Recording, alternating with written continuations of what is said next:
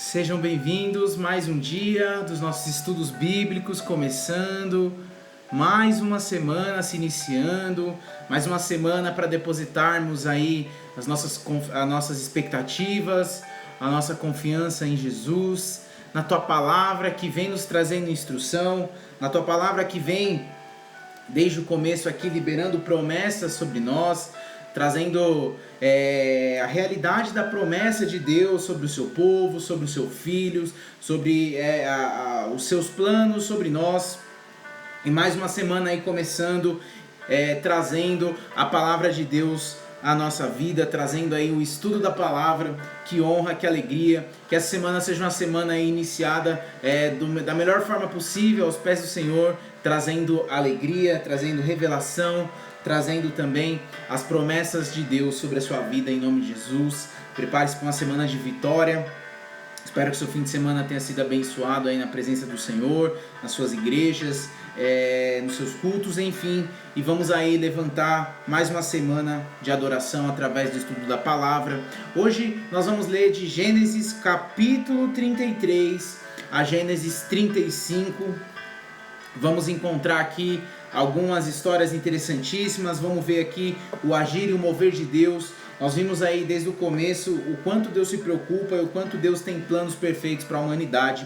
E hoje nós vamos embarcar em uma nova viagem nesses 3 capítulos, Gênesis 33 a 35. Antes de começar, sempre buscamos uma oração aqui. Pai, então em nome de Jesus nós pedimos a Ti, Senhor, vem com o Teu poder, vem com a Tua glória, vem com o Teu Espírito Santo, Senhor, a conduzir as nossas vidas nesse momento, esse momento de estudo da Tua Palavra, nesse momento, Senhor, onde abrimos mão de todo entendimento humano, abrimos mão de todo entendimento teológico, abrimos mão de tudo e qualquer coisa, Senhor, que não seja a Tua visitação, Pai. Vem nos visitar, vem fazer, Senhor, aquilo que eu não posso. Usa, Senhor, a minha vida como um canal de bênção, Pai, apesar das minhas falhas, apesar dos meus erros, das minhas limitações e dos meus pecados, Pai. Vem com a Tua presença, vem com a Tua glória, vem com o Teu poder em nome de Jesus. Transforma nossas vidas através do ensino e o estudo da Tua Palavra. Se faça presente, se faça real, se faça real. Nós clamamos, se faça real através da revelação da Tua Palavra, em nome de Jesus. Em nome de Jesus. Amém. Graças a Deus. Graças a Deus. Nós vimos em Gênesis, no último capítulo, nós vimos aqui Gênesis 32. Foi o último capítulo que nós lemos ontem. Foi o último capítulo que nós lemos aqui. Nós falamos a respeito de uma luta que Jacó teve com Deus. Quão interessante é ver o quanto esse homem foi transformado de um homem que era manipulador, um homem que era mentiroso. Agora ele toma posição como um realmente escolhido servo do Senhor. E ele passa a ser uma referência. Nós vimos as histórias dos filhos, nós vimos as histórias da família que se formou. Então ele volta para sua terra. E nesse momento de reencontro com a sua terra, agora Jacó vai reencontrar também o seu irmão, vai encontrar Esaú, o irmão a qual ele começou a temer, o irmão a qual ele começou a sentir medo por tudo que ele fez lá atrás com esse irmão. Ele necessita de um reencontro, ele necessita de um momento de perdão. Isso aqui, a Bíblia, nesse capítulo de Gênesis 33, vai nos ensinar a respeito de perdão, vai nos ensinar a respeito de gerar um ambiente propício ao perdão. O perdão que é uma das coisas mais importantes e mais interessantes que nós vamos aprender da parte do Senhor, de não carregar. O perdão é como se fosse uma bola de peso que nós carregamos, nós escolhemos carregar em nossos pés. Nós precisamos liberar perdão, nós precisamos perdoar. As palavras de Jesus são claras a respeito do perdão, ou seja, o perdão é muito mais do que uma escolha. O perdão é exatamente um mandamento do Senhor. Então aqui em Gênesis 33 nós vamos ver a reconciliação de Jacó e Esaú. O texto começa dizendo que quando Jacó olhou e viu que Esaú estava se aproximando com 400 homens, ele dividiu ali as crianças, ele colocou Lia, Raquel, as suas 2 servas, colocou outras servas na frente, outros filhos, ele foi colocando ali, e a Bíblia dá um detalhe que diz que no versículo 2, e Raquel e José foram por último, ou seja, ele os protegeu. Ele colocou a sua esposa favorita e o seu filho predileto por fim, a fim de segurá-los, a fim de ao menos que eles fossem poupados. Ele tinha ainda muito medo a respeito do encontro com Esaú. E aí o texto vai continuar dizendo no versículo 3, que ele mesmo passou à frente e ao aproximar-se de seu irmão, ele curvou-se até o chão 7 vezes. Essa atitude representa humildade, é um sinal de contrição, é um sinal de arrependimento, é um sinal em alguns casos, um sinal de adoração. Aqui ele está se mostrando um homem arrependido, aqui ele está se mostrando um homem diferente, um homem transformado. E aí Esaú correu ao seu encontro, o abraçou e ao seu pescoço e o beijou, e eles choraram. Aqui nós vemos aqui o perdão sendo concretizado. Eu imagino que eles passaram longos anos. Jacó trabalhou por cerca de 20 anos na casa do seu sogro, desde que ele fugiu, ou seja, muita coisa já tinha acontecido, muita coisa já havia passado, eles não tinham se encontrado, eles não tinham se falado. Imagino eu que o tempo foi um fator essencial para esse perdão acontecesse de maneira tão natural e tão intensa. A Bíblia diz que Esaú saiu correndo ao encontro de Jacó, abraçou e ao seu pescoço beijou, eles choraram. Aqui, independente de tudo que Jacó havia feito para Esaú, independente de tudo que eles tinham vivido lá atrás, o amor era a real semente que brotou no coração desses dois durante esse período de afastamento que eles viveram, durante esse período de separação que eles viveram, enquanto cada um foi para um lado, enquanto cada um foi viver os seus caminhos. E aí vai dizer que as servas se aproximaram, depois Lia e os seus filhos vieram, se curvaram, por último chegaram José e Raquel e também se curvaram. E aí no versículo 8, Gênesis 33, versículo 8, vai dizer que Esaú perguntou: o que você pretende com todos os rebanhos que encontrei pelo caminho? Se bem recebi por ti, meu senhor, respondeu Jacó. E disse Esaú: eu já tenho muito, meu irmão, guarde para você o que é seu. Aqui nós vimos o quanto também Esaú foi abençoado durante esse tempo, o quanto ele enriqueceu, o quanto ele prosperou. Vale lembrar que Jacó, ele tinha mandado rebanho, ele tinha mandado uma oferta à frente, ele tinha mandado pessoas à frente para que amolecessem o coração de Esaú. Ele temia que ele tivesse ainda muito furioso. Vale lembrar que quando Jacó foge da sua terra natal, quando Jacó foge, é porque a sua mãe ouve que Esaú quer matar Jacó por ter sido roubado, por ter sido furtado, por ter sido enganado. Então ele foge, ele vai embora nessas condições de muito medo, de ameaça. Então ele vê que Esaú não precisa dos bens de Jacó. Esaú tem amor, Esaú quer ter um bom encontro com seu irmão, quer retomar a convivência, mas não pelos seus bens. E aí Jacó insiste,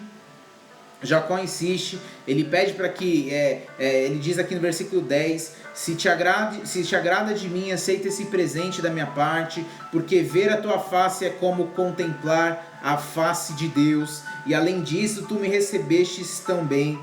Ver a tua face é como contemplar a face de Deus. Olha só o poder que o perdão traz em nossas vidas, o poder que o perdão traz em um relacionamento, o poder que o perdão traz em uma família. Ver a tua face é como contemplar a face de Deus. Jacó insistiu para que o irmão ficasse com seus presentes, como se fossem ofertas a Deus. Agindo assim, ele repete o gesto de Abraão ao presentear Melquisedeque. Nós lemos isso lá em Gênesis capítulo 14, e de fato ele cumpriu o seu voto a Deus.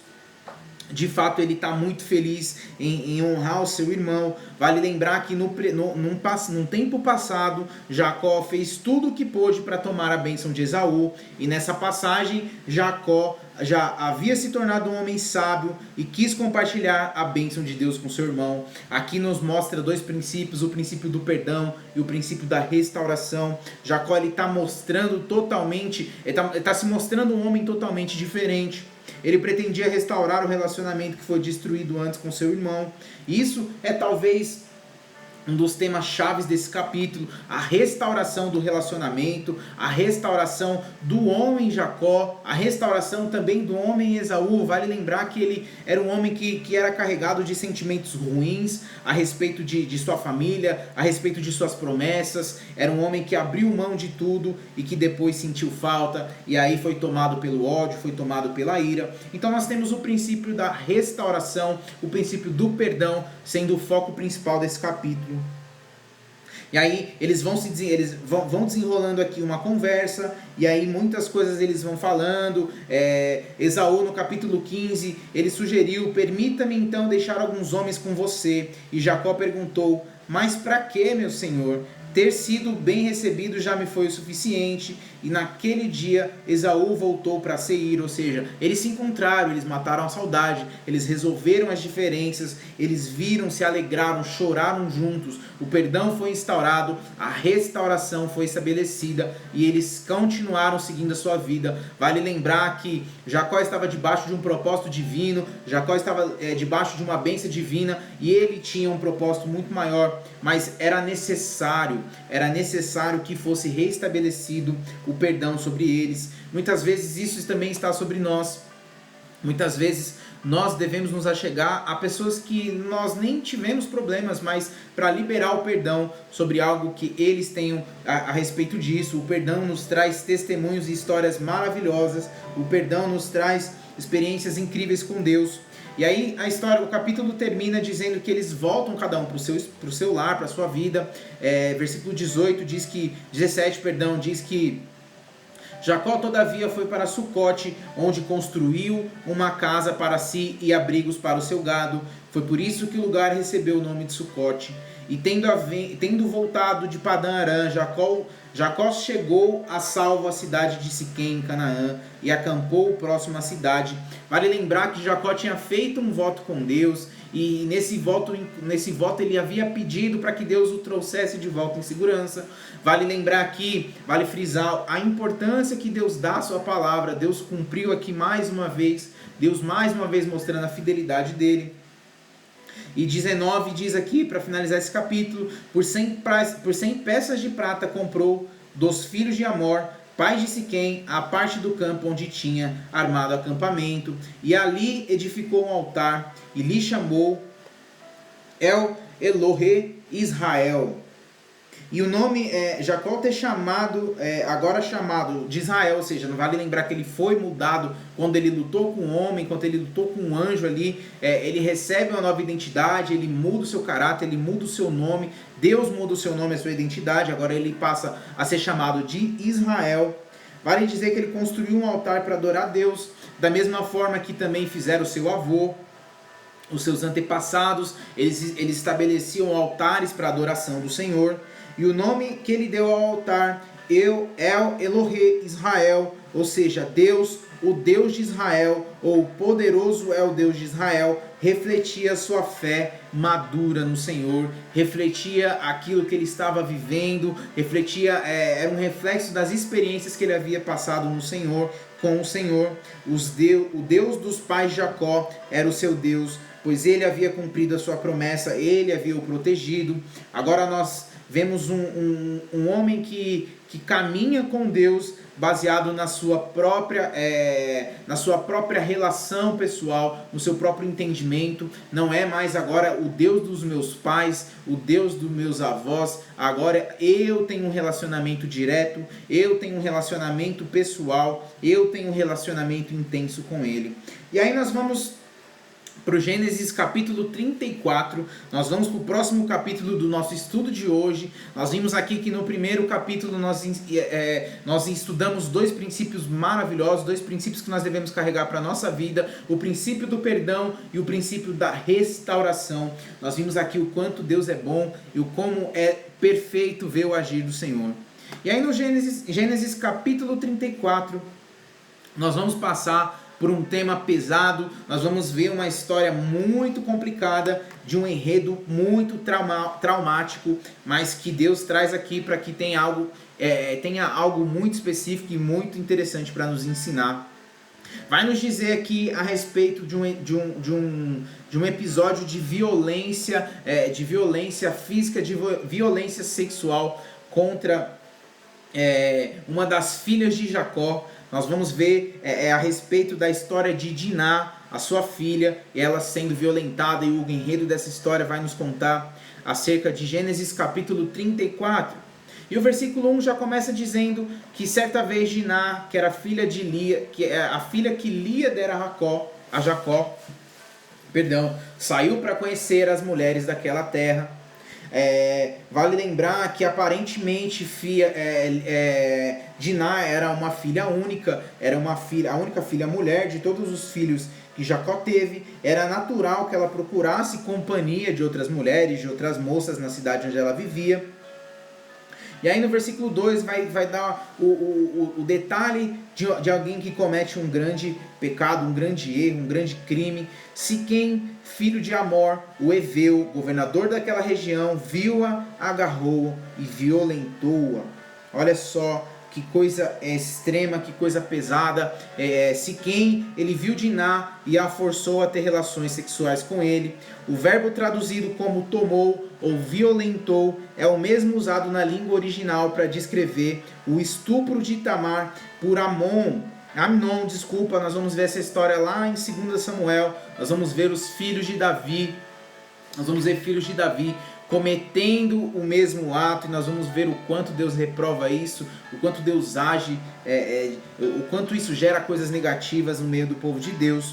Apesar do que fez, Siquém amou Diná, e a expressão falou afetuosamente a moça significa que ele falou ao coração dela com ternura, independente de qual foi a intenção dele. Ele cometeu algo muito pesado. No versículo 3 diz: mas o seu coração foi atraído por Diná, filha de Jacó, e ele amou a moça e falou com ternura. Então por isso Siquém, versículo 4, foi dizer ao seu pai Amor: consiga-me aquela moça para que ela seja mulher. Ele cometeu um ato horroroso, ele cometeu um crime, e aí a partir disso ele se apaixona por essa mulher. O apelo desse pai indica que os casamentos eram segundo o costume, arranjado pelos seus progenitores, era arranjado pelas suas famílias, era arranjado pelos seus pais. E aí nós vamos entrar na segunda parte dessa história. Nós vimos o ato que aconteceu, nós vimos a sentença, nós vimos o que realmente foi o castigo, o crime que essa moça infelizmente sofreu. Mas nós vamos ver as consequências de desenrolar dessa história. Versículo 5 diz que quando Jacó soube que sua filha Diná tinha sido desonrada, seus filhos estavam no campo com os rebanhos, e por isso esperou calado até que regressasse. Então Amor, pai de Siquém, foi conversar com Jacó. E quando os filhos de Jacó, no versículo 7, voltaram do campo e souberam de tudo, ficaram profundamente entristecidos e irados, porque Siquém tinha cometido um ato vergonhoso em Israel ao deitar-se com a filha de Jacó, coisa que não se faz. Porque Siquém tinha cometido um ato vergonhoso contra Israel ao deitar-se com a filha de Jacó, coisa que não se faz. A própria Bíblia cita,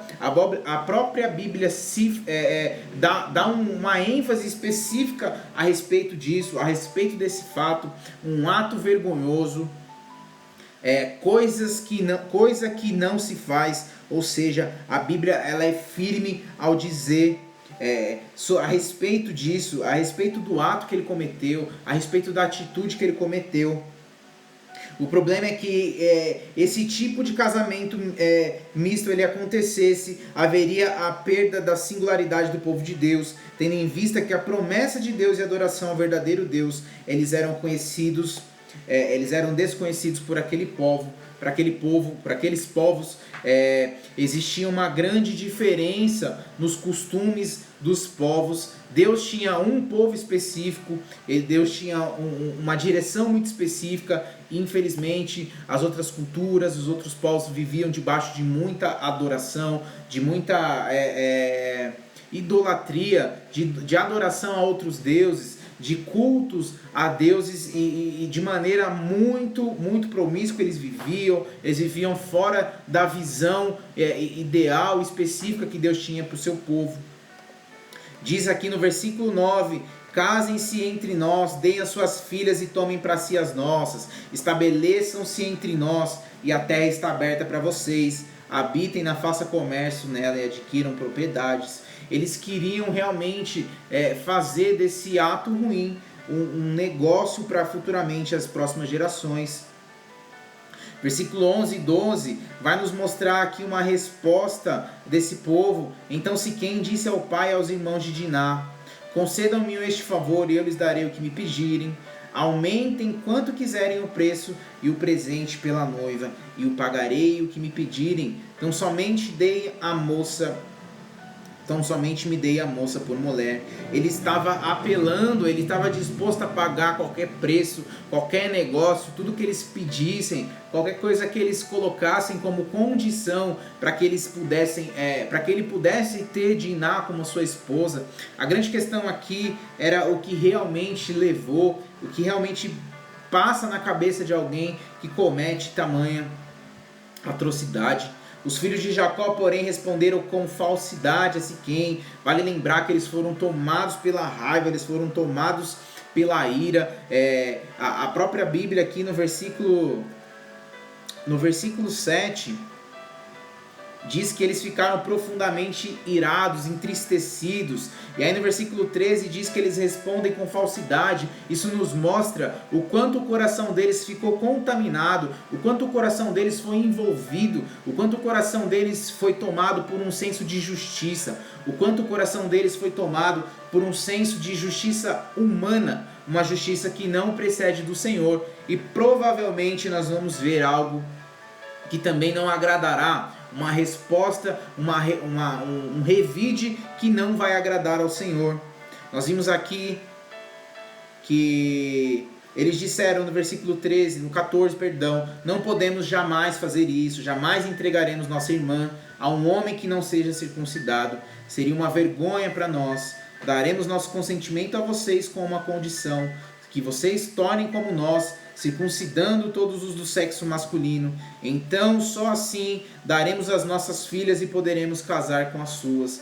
Nós nos estabeleceremos entre vocês e seremos um só povo. Mas se não aceitarem circuncidar-se, tomaremos nossa irmã e partiremos.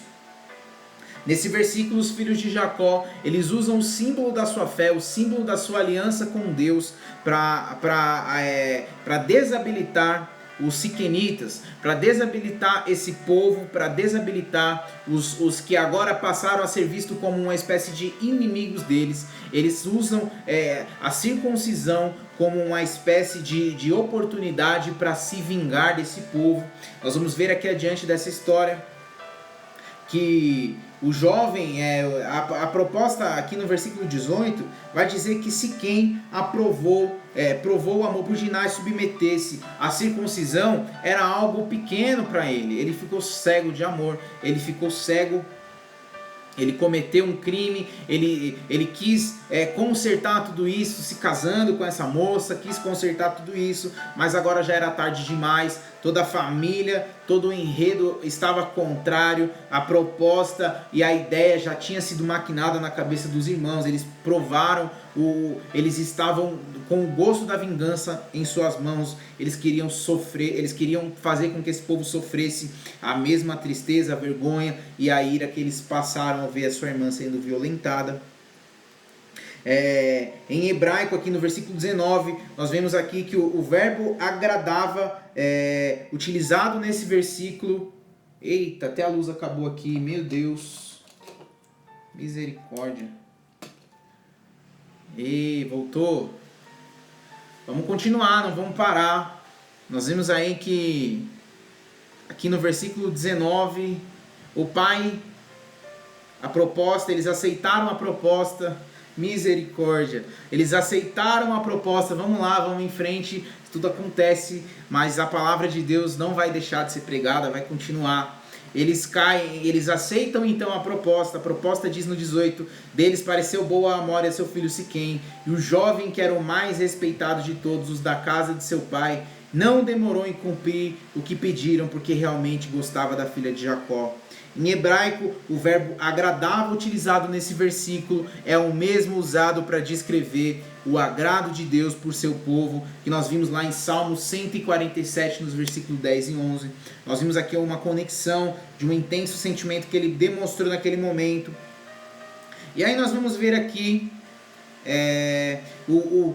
a vingança acontecendo, a hora tão esperada da vingança acontecendo. A Bíblia vai dizer aqui do versículo 20 ao 29, contar-nos com detalhes essa história. Assim, versículo 20, Amor e seu filho Siquém dirigiram-se à porta da cidade para conversar com os seus concidadãos e disseram: esses homens são de paz, permitam que eles habitem em nossa terra e façam comércio entre nós. Ou seja, ele vai descrevendo aqui o trato que ele fez com os filhos de Jacó, ele vai descrevendo aqui o acordo que eles fizeram. Agora eles vão começar a falar para o seu povo, eles vão introduzir esses homens na cultura desse povo. Ele continua dizendo aqui: poderemos casar com suas filhas, ele com as nossas. Versículo 22 diz que eles só consentirão em viver conosco como um só povo, sobre a condição de que todos os homens sejam circuncidados como eles. Ou seja, ele já tinha aceitado, ele já tinha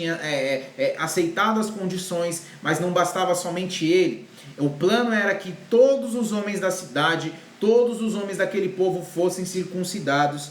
E aí ele continua dizendo: lembre-se que os seus rebanhos, os seus bens, os seus animais, todos passarão a ser nossos. Aceitemos então a condição para que eles se estabeleçam no nosso meio. E aí no 24 vai dizer que todos os que saíram para reunir-se à porta da cidade concordaram com Amor e seu filho Siquém. Todos os homens e meninos da cidade foram circuncidados. E aí, até aqui, tudo bem, tudo legal. É como se, beleza, um novo povo está adquirindo o costume e a aliança com Deus. Isso parece maravilhoso, isso parece muito bom, isso parece muito interessante. É como se pessoas estivessem fazendo parte dessa aliança. É como se pessoas estivessem, de uma certa forma, se convertendo, entregando o seu entendimento, o seu coração a esse propósito. Vale lembrar que quando Deus estabelece com Abraão o princípio da circuncisão, ele não era somente um princípio físico. Deus ali estava querendo estabelecer a circuncisão espiritual, uma aliança espiritual, coisa que esse povo não viveu. Esse povo estava vivendo uma circuncisão somente física. E aí vai ter as consequências disso. O versículo 25, Gênesis 34, no versículo 25, nós vamos ver aqui que 3 dias depois, quando ainda sofriam dores, 2 filhos de Jacó, Simeão e Levi, irmãos de Diná, pegaram suas espadas e atacaram a cidade desprevenida, matando todos os homens. Provavelmente os outros filhos de Jacó se uniram a Simeão e a Levi para atacar a cidade. Eles não conseguiriam atacar a cidade toda sozinha. Vale lembrar que Jacó tinha muitos homens, muitos servos. Muito provavelmente uma grande parte dos seus homens, dos seus servos, estavam debaixo do comando de Simeão e Levi. Eles deixaram que a ira, a justiça pessoal, a justiça própria, por causa desse pecado cometido, promovesse uma injusta e imperdoável vingança. Vale lembrar que a cidade inteira, aqui no versículo 25, diz que matando todos os homens e crianças, pagaram pelo preço do pecado de Siquém. Homens e crianças pagaram pelo preço do pecado de Siquém, baseados na raiva, no ódio de Simeão e Levi. Mataram ao fio da espada Amor e seu filho Siquém, tiraram de nada a casa de Siquém e partiram. Vieram então, no versículo 27, os outros filhos de Jacó, e passando pelos corpos, saquearam a cidade onde sua irmã tinha sido desonrada. Apoderaram-se das ovelhas, bois, jumentos e tudo que havia na cidade. Levaram as mulheres, as crianças e saquearam todos os bens que haviam nas casas. Levaram as mulheres, crianças e todos os bens que haviam nas casas. Olha só o quanto essa atitude, esse ódio, essa raiva provocou algo tão ruim e perverso, tão quanto o sofrimento que sua irmã teve.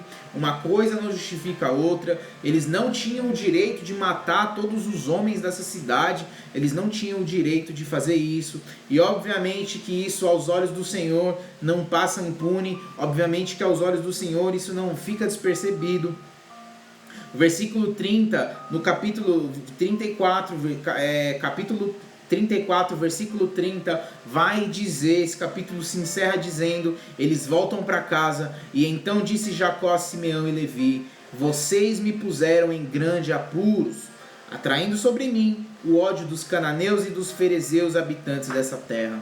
Somos pouco, e eles se juntarem suas forças e nos atacarem, eu e minha família seremos destruídos. E eles responderam, e ele está certo então ele tratar a nossa irmã como uma prostituta?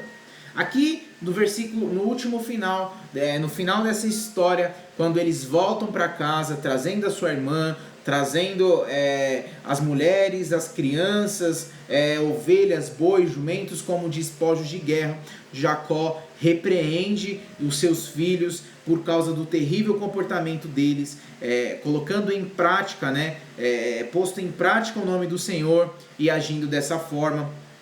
E em vez de fazerem com que a família abençoasse em outras nações, que era referente ao propósito que eles tinham, vale lembrar que as promessas de Abraão estão sobre os filhos de Jacó. Abençoarei os que te abençoarem, amaldiçoarei os que te amaldiçoarem. Eles incitaram o ódio de seus vizinhos, incitaram o ódio de outros povos. Jacó disse que eles haviam turbado, que eles tinham perturbado Jacó, tinham afligido Jacó, fazendo com que os israelitas cheirassem mal entre os moradores da terra. Então, infelizmente, os filhos de Jacó não se arrependeram. Eles não se arrependeram do ato deles. Em vez disso, eles protestaram contra a repreensão do pai. Eles tentaram justificar a sua atitude como um ato para lavar a honra de Diná. Realmente o que ela tinha passado é imperdoável, mas não justificava que eles viessem a cometer tamanha atrocidade. E aí eles começaram a ver um conflito maior ainda, porque Jacó começa a repreendê-los, e aí nós vemos que eles não aceitam a repreensão de Jacó. Muito provavelmente isso vai trazer frutos lá na frente para a relação dessa família. Muito provavelmente isso vai corromper a relação entre essa família. E aí nós chegamos ao último capítulo desse estudo de hoje. Nós chegamos ao último capítulo do nosso dia, Gênesis 35. Nós vamos ver aqui, nós vimos aqui então em Gênesis 33 o princípio do perdão e da reconciliação, da restauração, quando nós vimos a história de Jacó e Esaú se reestabelecendo, se perdoando, se reencontrando, e aí cada um seguindo o seu caminho. Nós vimos no Gênesis capítulo 34 que o ódio e que a raiva, eles não devem ser fatores a qual nós tomamos as nossas decisões. Infelizmente nós vimos um crime sendo compensado com outro crime ainda maior. Nós vimos aqui uma atrocidade sendo compensada, sendo justificada, sendo feito justiça pelas mãos humanas e cometendo um ato ainda pior. Muitas vidas foram destruídas, inclusive a vida de Diná, filha de Jacó. Então o retorno de Jacó a Betel é um fato interessante, talvez o principal, no capítulo 35 do livro de Gênesis, o nosso último capítulo de hoje. Nós vamos ver aqui que Deus ele aparece a Jacó mais uma vez.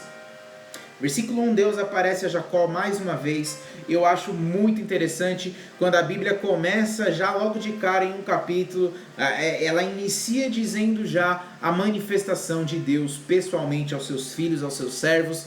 Deus disse a Jacó, versículo 1, suba a Betel e se estabeleça lá, e faça um altar ao Deus que lhe apareceu quando você fugia do seu irmão Esaú. Depois disse pois Jacó aos de sua casa e a todos que estavam com ele, livrem-se de todos os deuses estrangeiros que estão entre vocês, purifiquem-se e troquem de roupa.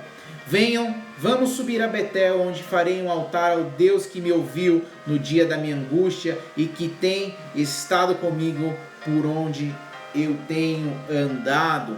Aqui agora Nós vimos que Deus apareceu a esse homem e ele vai voltar ao lugar de encontro com Deus. Ele vai voltar ao lugar onde a sua vida foi marcada. Ele vai voltar ao lugar onde foi selado o seu chamado em Deus, onde foi selado o seu relacionamento com Deus, onde Deus se manifesta, onde Deus transforma a vida dele. E muitas vezes nós precisamos voltar a esse lugar. Muitas vezes nós precisamos voltar para a nossa Betel, nós precisamos voltar ao lugar onde o nosso encontro com Deus ele é intenso, um lugar onde o nosso encontro com Deus é verdadeiro, um lugar onde o nosso encontro com Deus é perfeito, um lugar onde o nosso encontro com Deus não tem ruídos, um lugar onde o nosso encontro, a nossa comunicação com Deus se estabelece de maneira perfeita.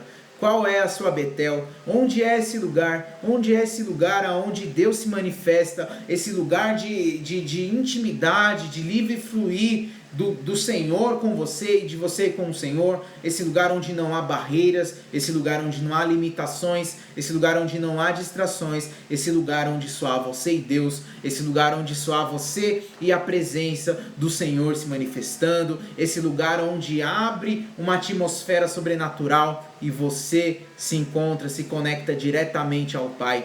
Precisamos voltar a Betel, precisamos estabelecer o nosso lugar em Betel, onde nós vamos caminhar e mergulhar na presença mais profunda de Deus. E para estar nesse lugar, existe um princípio. Para estar nesse lugar, nós temos que entender que Ele é totalmente nosso, mas que nós também temos que ser totalmente deles. Nada que venha dividir a atenção, nada que venha dividir o tempo, nada que venha dividir a nossa adoração, o nosso momento com Deus deve estar nas nossas vidas ao irmos para esse lugar, ao irmos para esse encontro. Então no versículo 2, Jacó expressa a ordem que deveria incluir se livrar dos ídolos de Labão, dos ídolos daquele povo, de todos os costumes de idolatria que eles carregavam, de todos os costumes ruins, de tudo aquilo que não era plausível aos olhos de Deus, deveria sair de cena. Assim como todo e qualquer ídolo que estivesse entre seus servos, esses deuses estranhos eram divindades cultuadas por outras pessoas e não por Jacó. Jacó não cultuava esses deuses, Jacó não estabelecia esse tipo de adoração, mas o seu povo sim, as suas mulheres, o seu sogro, enfim, o costume que eles tinham naquela região era muito intenso. Vale lembrar que Labão era parente de Abraão, ele tinha um parentesco legítimo com Jacó, mas ele não era escolhido por Deus, ele não era do clã do Senhor, ele adorava outros deuses, ele tinha outros costumes. Então isso faz com que esse povo, as suas filhas, os seus servos, também seguissem o costume de Labão. Então o Deus de Jacó é o único e verdadeiro Deus. O Senhor conclamou com a sua família, com a família de Jacó: purificai-vos, mudai as vossas vestes. A família de Jacó estava sendo preparada para encontrar-se com o Senhor. Quando nós vamos a esse lugar, quando nós voltamos a Betel, nós colocamos as nossas vestes de adoração, nós limpamos a nossa mente, nós limpamos o nosso coração, nós limpamos os nossos olhos, os nossos pensamentos estão totalmente no nosso encontro com Ele. Betel é um lugar onde nós colocamos tudo que temos, tudo que somos à disposição do nosso amado, à disposição de Jesus, à disposição do Senhor. Betel é o lugar onde nós devemos habitar, o lugar onde somos somente nós e o Senhor. Então, versículo 4 vai dizer que eles entregaram a Jacó todos os seus deuses, ou seja, eles entenderam, eles reconheciam agora a maturidade e o chamado, a honra que tinha sido estabelecida sobre a vida de Jacó, a autoridade que havia sobre ele tinha respaldo quando ele clamava por algo, ele tinha respaldo quando ele colocava algo para suas mulheres, para os seus servos, para os seus filhos.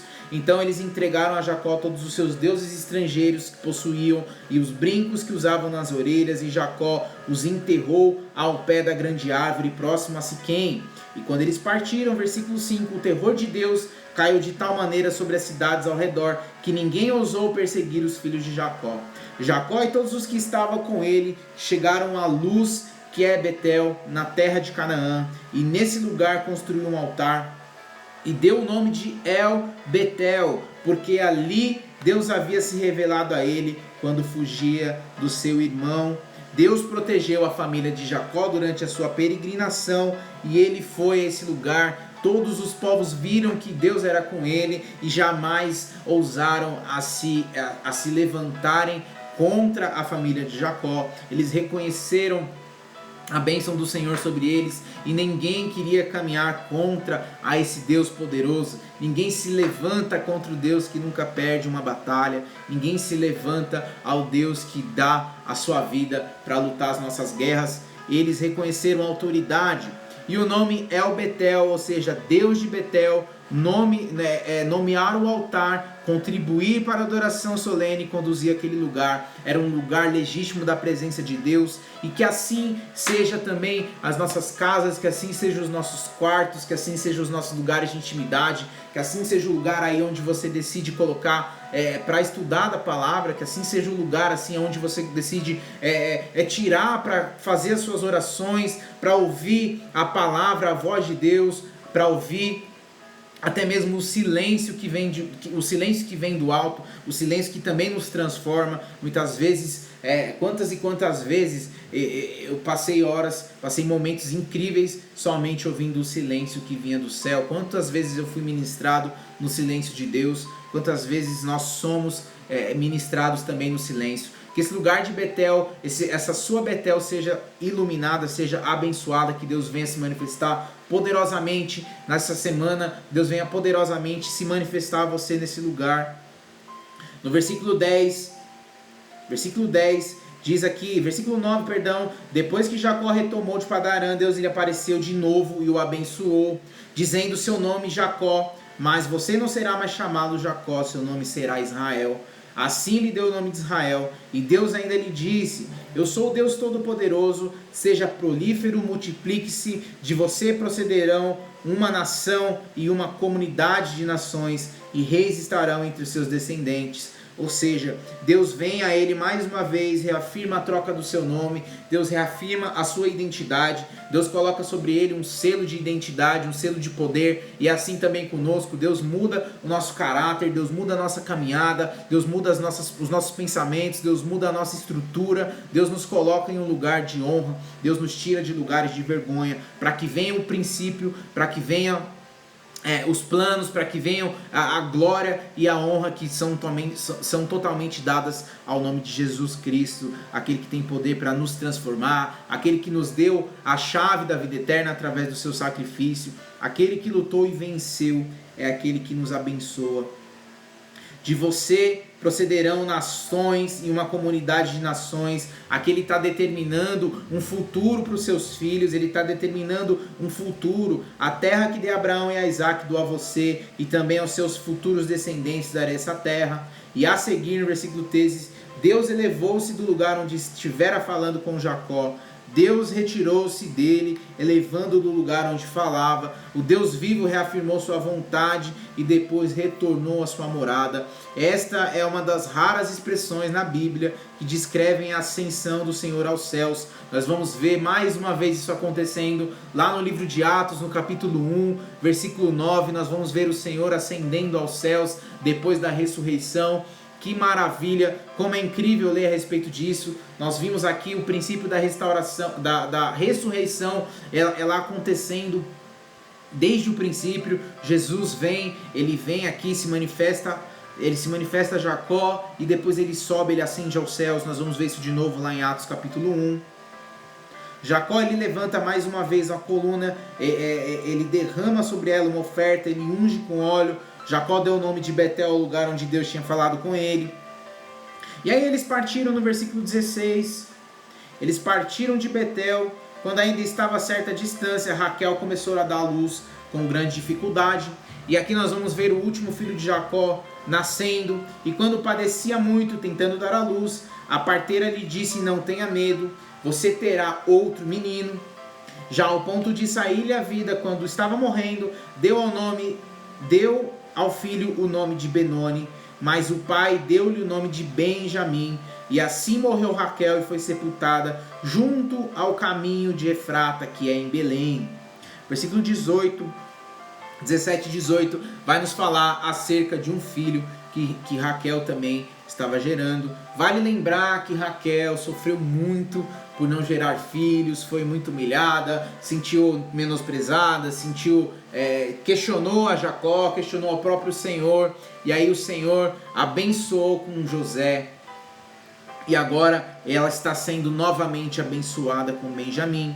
O sofrimento e o medo que o seu segundo filho nascesse morto se tornaram um símbolo para todas as mães que temem pela vida de seus filhos. Já aqui Raquel ela mostra esse sentimento de que seu filho nascesse morto. Isso é um terror para muitas mães, para muitas gestações, que seus filhos seus filhos não nasçam com saúde ou que eles venham a nascer com dificuldades. Isso é um terror, é algo extremamente horripilante de se pensar. E aí nós vamos ver o conflito aqui, que Jacó ele dá um nome a seu filho, que é Benjamim, e Benjamim significa filho do meu poder, ou filho da minha destra. Indica que ele tinha um lugar especial na família, que ele tinha um propósito especial na família. A expressão ao sair-lhe a alma não quer dizer que a alma ela era considerada uma entidade separada do corpo, que possuía uma existência própria, ou algo do tipo, mas significa que apenas que a vida ela tinha sido retirada dela, ou seja, Raquel realmente tinha falecido. Então Raquel foi a única matriarca da família de Abraão que não foi sepultada na capela de Macpela, na caverna de Macpela, perdão. Vale lembrar da história lá onde Abraão foi, negociou, nós vimos isso aqui em Gênesis 23, ele compra aquele lugar, e aquele lugar ali passa a ser a capela, a caverna onde toda a sepultura da família de Abraão vai habitar, e infelizmente Raquel foi a única que não foi sepultada naquele lugar. No versículo 20, diz aqui: sobre a sua sepultura, Jacó levantou uma coluna, e até o dia de hoje, aquela coluna marca o túmulo de Raquel. Jacó, ergueu pilares para marcar a obra de Deus em sua vida, para marcar tudo que tinha acontecido naquele lugar, tudo que tinha acontecido com a sua esposa e seu acordo com Labão. Nesse versículo aqui específico, nós vemos que ele também ergueu uma coluna para marcar o lugar onde a sua amada esposa foi enterrada. Vale lembrar que Raquel foi a amada esposa de Jacó, a mulher a qual ele fez extremos sacrifícios por ela, trabalhou anos, infelizmente casou com uma outra mulher, o seu sogro foi um cara muito sacana com ele, mas ele fez de tudo por ela. E aí vai dizer que Israel, versículo 21, partiu novamente e armou acampamento adiante de Migdal-Eder. E na época em que Israel vivia naquela região, Ruben deitou-se com Bila e concubina de seu pai. Israel ficou sabendo disso. E aí nós vemos aqui um segundo conflito. Ruben, o primeiro filho de Jacó, com Lia, o primeiro filho de toda a linhagem de Jacó, provavelmente se aproveitava do privilégio de ser o primogênito. Talvez ele tenha se sentido menosprezado quando seu irmão mais novo, Benjamim, foi chamado pelo pai de o filho do seu poder. Ele talvez tenha se sentido menosprezado, e aí a atitude dele foi deitar-se com a concubina de seu pai, algo extremamente errado, algo extremamente questionável, principalmente nessa época. Imagine isso nos dias atuais, algo que não tem cabimento algum. Ruben ele quis afirmar que ele era quem sucederia o seu pai, ele quis mostrar ali um desafio, talvez ele quisesse desafiar o seu pai com essa atitude, e ironicamente nós vamos ver que foi por causa dessa atitude que ele perdeu a bênção que ele almejava. Lá na frente nós vamos ver o reflexo disso. Lá em Gênesis 49 nós vamos ver o reflexo dessa atitude de desafiar o seu pai. E aí nós vamos ver aqui o capítulo 35, o nosso estudo de hoje vai finalizar falando a respeito dos filhos de Jacó. Aqui é citado 12 filhos de Jacó. as 12 tribos de Israel, as 12 tribos que sucederam uma linhagem, que construíram, deram continuação à promessa de Deus para que esse legado, para que esse povo fosse construído e que chegasse até os dias de hoje, que chegasse até mim, que chegasse até você, filhos reconhecidos através do sacrifício de Jesus Cristo, que nos deu por honra sermos co-herdeiros através do seu sacrifício de cruz, e por isso nós devemos o adorá-lo, por isso nós devemos render graça, render glória a Ele, por ter nos dado esse presente. Versículo 23 nos diz: estes foram os filhos que Jacó teve com Lia: Ruben, o filho mais velho de Jacó, Simeão, Levi, Judá, Issacar e Zebulon. E estes foram seus filhos com Raquel, José e Benjamim. Nestes foram também os filhos com Bila, serva de Raquel, Dan e Naphtali. E estes foram os filhos com Zilpa, serva de Lia, Gade e Aser. Foram esses os filhos de Jacó, nascidos em Padã Arã. E depois Jacó foi visitar o seu pai, Isaque, perto de Kiriat Arba, que é Hebron, onde Abraão e Isaque tinham morado. Hebron, vale lembrar que Hebron é uma cidade extremamente importante. Eu sempre friso isso aqui. Hebron é uma das cidades mais importantes do povo de Israel. Isaque viveu 180 anos e morreu de idade bem avançada, e foi reunido aos seus antepassados, e seus filhos Esaú e Jacó o sepultaram. Graças a Deus, eles se estabeleceram, eles foram restaurados, nós vimos isso aqui, eles foram restaurados, e essa união, essa restauração termina aqui no sepultamento dos seus pais. Como é bom estudar a palavra, como é bom ser abençoado por aquilo que Deus tem nos revelado, por aquilo que Deus tem colocado em nossos corações, por aquilo que Deus tem falado conosco. Afinal, a palavra de Deus é uma carta viva do próprio Senhor se manifestando a cada um de nós, nos instruindo, nos dando condições de chegar mais perto dele, nos dando condições de mudar a nossa história, de mudar a nossa vida e cumprir o nosso propósito nesse momento, nessa vida aqui, que é passageira, porque graças a Deus, graças ao sacrifício de Jesus, um dia nós estaremos lá com Ele na glória, um dia nós estaremos o adorando pessoalmente, face a face. Então, eu agradeço a cada um de vocês que está aqui, que permanece, que tem sido aí, tem se fortalecido nesse estudo, que tem compartilhado, que tem somado, que tem sido abençoado e também abençoando outras pessoas ao compartilhar esse momento nosso aqui de estudo bíblico, estudo da palavra do Senhor. Amém? Deus abençoe seu dia. Amanhã tem mais vídeo, amanhã tem mais estudo. Conto com vocês. Deus abençoe o dia de vocês. Vocês fiquem na paz e com o amor de Cristo. Um abraço.